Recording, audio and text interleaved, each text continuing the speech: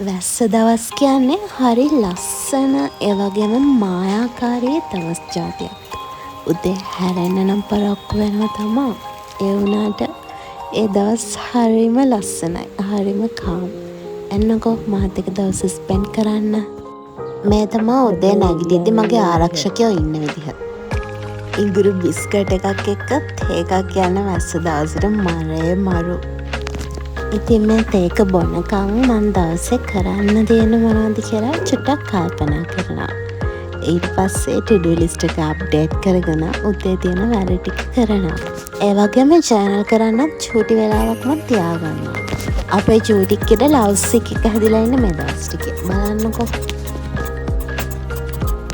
බෝලෙට ඉන්න දෙන්න පුදුම ලව් එකක්. ඒ වුණාට බෝලේ මෙයාට මේ කැමති කෙල්ලට. What to do guys? හෙට ක්ලාස් එකට බඩු වගයක් ගන්න යන්න තියෙනවා. ඔන්න යන්න ඇති සෙරප්පු වතුර දාන්න වග කිරිය යුතු පාර්ශ්ව තමයි මම ඉන්නේ. බලන්න ඔයගොල්ලෝ මොකක්ද දන්නවද කියලා.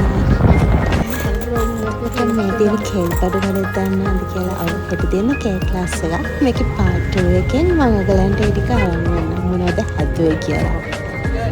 මේ මාකට් එකත් මම ගොඩක් දවස්වලට යන තැනක්. ඔන්න ඔහොම යද්දී අපි දැක්කා ලස්සන මල් පැල ප්‍රදර්ශනයක්. හරිද?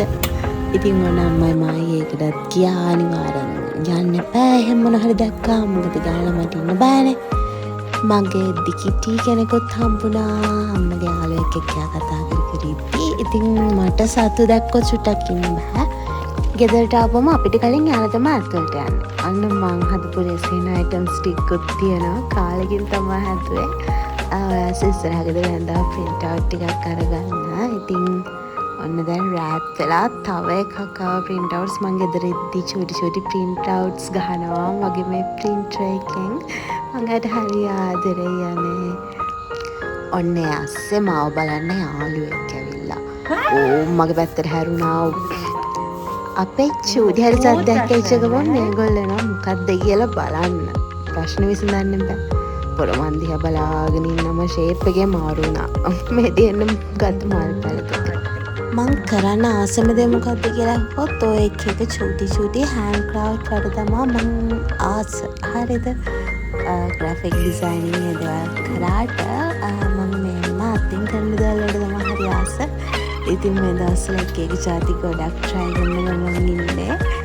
ඔන්න කොහොම කරලා චීට් මීල් එකක් කාලා දවසට. බයි බයි. පාට් 2 වලින් හම්බෙමු.